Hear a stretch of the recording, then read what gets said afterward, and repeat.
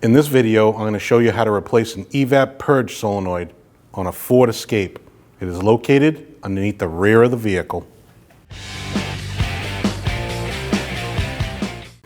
In the rear of the vehicle, just above the rear cradle, you're going to see your EVAP canister. The EVAP canister purge solenoid valve is here. You need to remove that by turning it counterclockwise and pulling it out.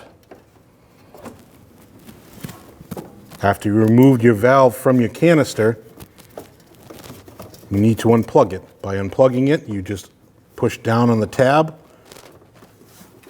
on your connector and pull straight out.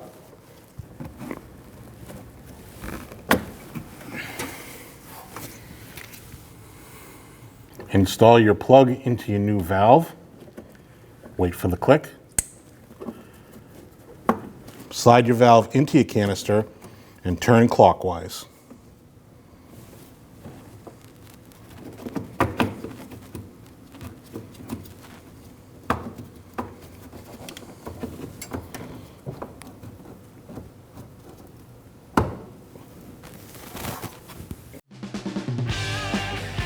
When only the best will do, demand TRQ.